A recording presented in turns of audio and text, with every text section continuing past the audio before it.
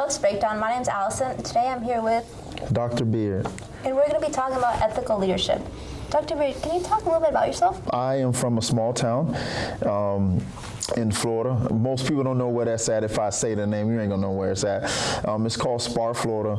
It's in between Orlando and Gainesville, so I kind of say in the middle is like, so I would say Ocala. Most people know where that's at on I-75. So, but I say I'm from a small town, came from there, grew up with horses and those things like that. So fell into higher education. I didn't know this is something that I really wanted to do. And then I was heavily involved at my junior college at the time. I was a student senator there, and then I just kept going to school, and then I was encouraged to pursue more activities and events and those things like that on campus. And then I had a conversation with somebody that said, hey, you need to work here. And then I started myself in admissions as an admissions technician, and then I worked my way all the way up. And then I moved down here in 2011 to work at FSW, and then I had a job in the School of Business and Technology doing like grant programs and AS degrees. If you don't know what those are, that's Associate in Science degrees. And then came over to the Office of Student Engagement. Spent a couple years here, and now I am the Director of Student Transitions, a new area within the Office of Student Engagement now to help students transition successfully to high school. It could be non-traditional students, any student that's 25 years or older trying to get back in school, first generation. First generation means you're the first one in your family to go to college, or any student that's at risk, what we would deem as students who fall under the social economic status, or students who are considered at risk. And what made you want to become a director of student transition? I've always had a passion for students and engaging with students. I had a strong passion to, well, let me go back. I had some professors and staff when I was at the college that helped me along the way because I was a first generation student as well, and my parents couldn't help me with the process. So there was about 5 staff members who took the time out of their day to kind of help me get through the process. And ever since then, I've had a strong passion to help students do what I can to help them be successful. And that's really where my passion started. And ever since then, everything that I've ever done has revolved around students. How would you define leadership in your own words? I would define leadership as getting a group of individuals together to work towards a common goal. That's how I would define leadership. I know there's tons of definitions out there of what leadership is. To me, in its simplest form, John Maxwell said is influence. So anything about influence and helping a group of individuals to get towards a common goal, I would say that would be my formal definition of leadership. Were you always a leader? No, actually, I was not always a leader. Still to this day, I still see myself as a great follower. I know there are moments and times where that you will exemplify leadership, but to me, I've always seen myself as a great follower. So I was always, if someone always gave me something, I'd be able to make sure that plan got out, and then we're good. And then I'd go back to doing whatever I'm doing. And still to this day now, I really don't see myself as a leader. I still see myself as a great follower, but I know in moments and times in my life and seasons in my life that I will have to become a leader, and I'm really good at stepping up to the plate to be that. And then my natural instinct is to go back to being back in the corner a little bit and letting other people have that leadership capabilities and have those opportunities. How would you define ethical leadership? I will define ethical leadership. I wrote this down because I wanted to make sure that I got it right before I came. I would say ethical leadership is leading others with integrity, fairness, and honesty. Many times as leaders, you fall within, I teach this thing called leaders who deliver versus leaders who destroy.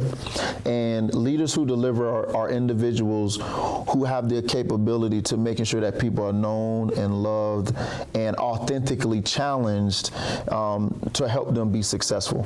A leader that destroys is really a leader that is very selfish, very authoritative in their methods, and doesn't have the person in mind. So I would say ethical leadership is just mainly just leading people with integrity and fairness and being honest with them and put them in a position where that they feel empowered. And why Why is ethical leadership so important? Ethical leadership is important as I don't have to say this, but you can look on the screens, you can look at Google, you can look on the website, you can look at there are tons of examples of bad leaders who have gotten in the news, right? So TMZ come follow them around, those things like that. But it is important now because I think leadership now is a concept that many people are talking about more and more. My master's is in leadership, my doctorate degree is in leadership and management, and a lot of it talks about all of us sit on a line between good and bad, right? In our skills, our personalities, our abilities, those things like that. And it's very easy to get diverted to go somewhere else, to be selfish about it. It's all about me because we all know leaders get the fame, leaders get all the money, because that's what's portrayed on TV. But so it's easier for leaders to fall in those positions to fall back into it's all about me, those selfish things. So I think integrity is important. Values that I think that's important for a leader is integrity. I just mentioned fairness. Being honest and being authentic and genuine is really key aspects I think a leader should have because it keeps them grounded. And I think every leader needs to be grounded and understand. I talk about this a lot about values. If you don't have any values, you'll sway either way. So as a leader, and anyone who's listening or watching today, I will encourage them to understand what your values are. Understand what you believe in so that you can always remain true to your values where that you never get swayed. Are there any leaders who inspire you? Some leaders that inspire me has been, there's obviously like Martin Luther King is one of them. There's a couple other, there's a guy named Dr. Charles R. DeSantis. He was the community college president, and Dr. Harvey was two leaders that had exemplary leadership and these are individuals who cared about their staff, cared about their students, and really he actually sat down with us every 2 months or every quarter, and he would download information into us, and he will work with us. He'll talk to us how important it is to have ethical leadership, to know your values, both of them. I would say Jim Collins. Jim Collins wrote the book called Good to Great. Pick that book up. That book is amazing. Good to Great is amazing. And then there's Patrick Lencioni. He the one who created the book 5 Dysfunctions of a Team. That's another really, really good book. So those are a couple people that I listen to. Craig Chrishell, he's a pastor at a mega church in the United States. And he wrote a lot of books and things about leadership. And then obviously you can't forget about John Maxwell, right? He's the father of leadership, right? So those are the individuals who kind of helped me craft the way I kind of think about leadership. Why is ethical leadership important in today's profession? Ethical leadership is important because if you don't have any ethics, if you don't have any morals, values, and those things like that, as I mentioned before, you can sway either way. So what I mentioned to other young leaders is I kind of help them understand that once you know your values and you know what you stand on, no matter what situation comes your way, you're going to be able to stay true to who you are. And I think we live in a society now where that everybody's telling everybody how to be somebody else and not how to be their authentic self. And I think that's important right now. I feel like right now a lot of people are losing who they are to become somebody else that may not have the values that you have. So I think that's very important. Ethical leadership is very important. Everybody should, like I said, I really harp on values. What are your values? How do leaders navigate ethical dilemmas when faced with conflicting values? Oh, that's a tough one. You're going to see this theme, right, and in our conversation, and I think a lot of it is, I think so many people put social media, because we're scrolling, right, phones vibrating every 10, 20, 30 seconds, and so it's, so we want to be able to feel connected, right, and with social media, I feel that it's all billboard material, right? It's the best of me and the best of everything, and you never understand how the person is feeling beyond the screen or the post. And I think we live in a society now with that. Social media is at its height, right? You got TikTok, you got Instagram, Facebook's fading away a little bit because more people are going to like those quick videos, 30 seconds, and like posting sayings, and you can repost a GIF or image or anything like that to get instant reaction. And I think because of that instantaneousness that we have, I think people are losing themselves. And I tell students this, I tell other leaders this, I said, you have to understand that you have to be able to know yourself and to be comfortable with yourself and knowing who you are. That's why I teach a lot on the values. Even when I'm teaching in class, I teach on values. The first thing I talk about is like, what do you value? What do you believe in, right? Because what you value dictates your decision making. What you value dictates your decision making. So living in the social media world, I would ask the question is, what are you valuing?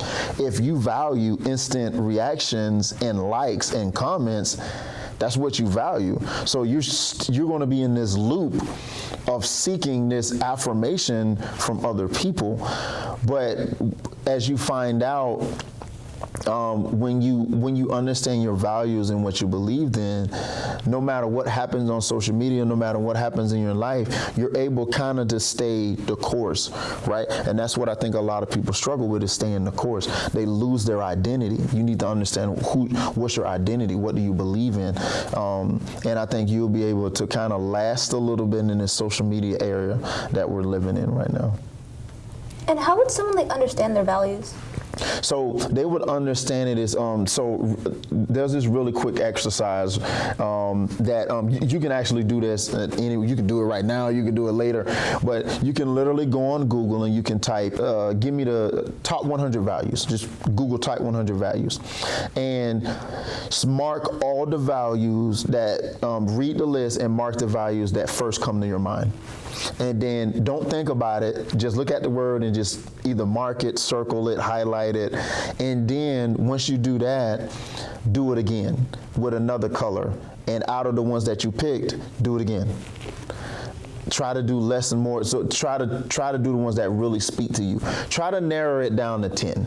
The goal is to kind of narrow it down to 10. And then once you get to 10, try to narrow it down to 5. So once you narrow it down that much, it's going to show you what do you care about in your life. Is it family? Is it honesty? Is it integrity? Is it communication? Is it spirituality? Like for me, is you know what I mean? So is it meditation? Is it wellness? Right? Is it all of these? Is it trust? Or like is it being genuine, authentic? Those different things like that. Then you'll find yourself. Then once you find out your 5, you can say, what in my life right now that exhibits these 5? How do I interact with my friends? How do I take my school seriously? How do I wake up in the morning, and how do I see myself? Those are the things that's how you find your values. So like I said, it takes time. I'm not saying you're going to wake up and you're going to do that exercise and be like, oh, I like all of these. Yeah, we all going to like all of these, right? Because we assume, so there's 2 things that we deal with. First person, we deal with ourselves internally, right? So how do we view ourselves internally? The second part of that is how others view yourself, how others view you. And a lot of times, and here's the thing, you can ask a friend, like, what are my values that you think that I have? And then they'll tell you, your friends will be honest with you, right? So that's how you know, like, that's how you kind of know what your values is, because there's a theme and a rhythm to your life. No one has to tell me that being authentic and genuine is not a skill of mine. Everywhere I've been at, I've always heard that, right? So you're going to naturally hear some stuff from other people, and just the way you interact with different people, you're going to see that in your life. So I will encourage everyone to find out what your values are. Go to Google, type in 100 values and go through them. Go to 80, do 50, then go to 40, then go to 30, go to 20, go to 10, go to 5. And then you kind of find out what you believe in. Yeah. It's a hard exercise, by the way, but you'll get it. It takes time. What would you say to someone who wants to become a leader? I would say right now, I would tell them right now they are exhibiting leadership right now. And I would say all of us have a sphere of influence that we have. Remember, the definition of leadership, in my definition and what John Maxwell said, is influence. Period. That's it. Leadership is influence. So if there's any opportunity or any area that you find yourself in where that you're influencing, that's a form of leadership. That is leadership. Prime example. You ever been to movies with your friends, right? You're trying to find out what a movie is, and they text you, put in the text chat, oh, what about this movie? What about this movie? And it's not going nowhere. People kind of talking in circles like, I want to do this, I want to do that. And then you come along and say, hey, what about this movie? I heard it had great reviews, and guess what? We'll be able to see the other movies later. And everybody like, all right, cool.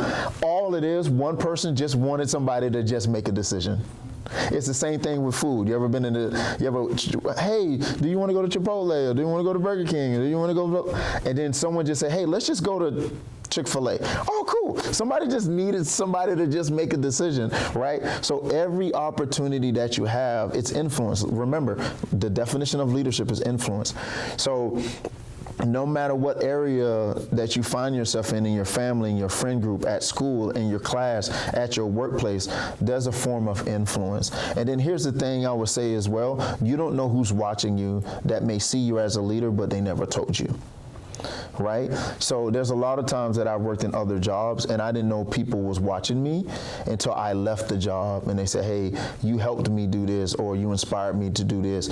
I never had a conversation with them before. We all have that story, right? So just be on the lookout for those different things like that. I think people make leadership to be this hard concept, a very like far off thing, right? It's like a far galaxy, far, far away. You know what I mean? It's right around the corner. Leadership is simple, right? Because the definition is simple and how you view it is simple. Leadership is only influence, and that's any influence that you have in your life.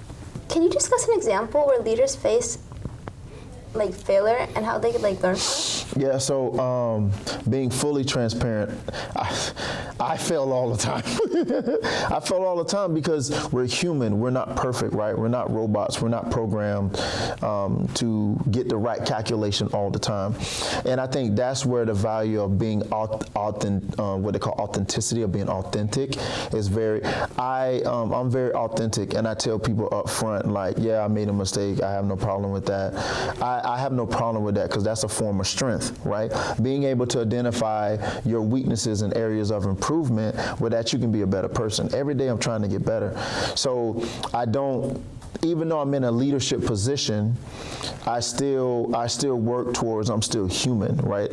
I can still be honest and be authentic and still learn. So I think every day looking at every situation as a learning opportunity will help people.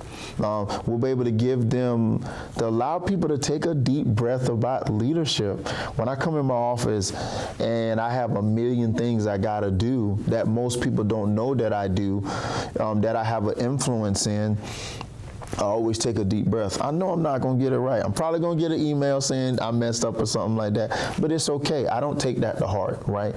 So feedback is important for a leader. You got to be able to accept feedback and have that exchange.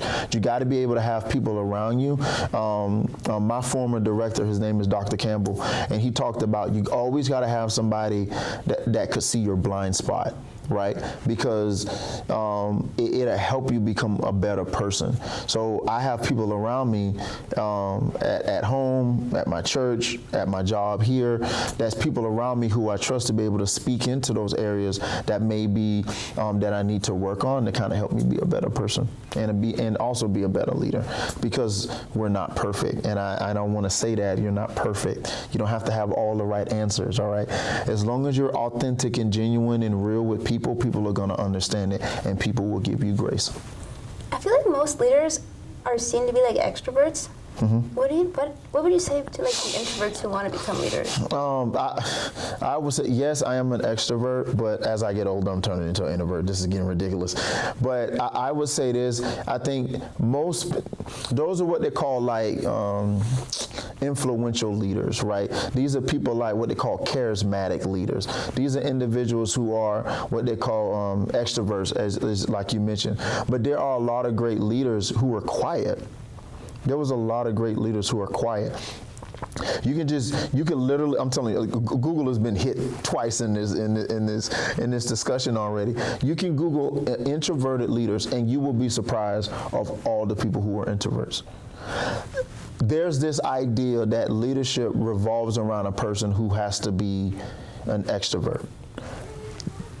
That is not right. That is unacceptable, right? That's a view that someone had of a person, right? That's the definition that's going around, or the view of an aspect. Because think about it, these are the people who's always on social media. These are the people who's doing all of these great things. But guess what? There are leaders who's not doing that are doing even better things than that. So I would say to them, you could be an introvert or an extrovert to be a leader, because leadership revolves around your values, not the energy that you put out for other people. Extrovert is, the definition of an extrovert is they get their energy from being around people. An introvert, the definition of an introvert is someone who gets energy from within. So like being a little bit to themselves, kind of reserved a little bit, but it's energy levels. That's all what that is. How do you absorb and be filled? How do you fill your cup up? For me, as an extrovert, my cup get filled up by being with people, being with you today. I'm like in the inside, I'm like, ah! You know what I mean? So I'm super hyped. But for other people, for them to just sit alone gives them that energy that they need, right? So introvert and extrovert is only your energy level. But like I mentioned before, a lot of it is value-based. Leadership is value-based. Do you have any advice you would give to the viewers? Any advice I would give you to anyone who's watching, I would say be authentic and be genuine and understand who you are. Don't be swayed by social media or anything like that. You are your own person. And once you identify in what you believe in and you know your values, you'll be able to step confidently in everything that you have, that you want to be in the future. And then also, there's a quote, I say this quote all the time, and I'm going to share it with each of you today watching online. And when you change the way you look at things you look at change. I quote that all the time, and the reason why I quote it is it was given to me at a time in my life where that I needed direction. And so anytime that you get faced with a challenge or a situation or any ethical dilemma, as you mentioned a few questions before, take a deep breath, look at it differently, and everything will be all right. Because once you change the way you look at things you look at change. So that would be my advice to all the viewers. All right, thank you so much. Awesome, thank you. This was awesome. Have a great day, everyone.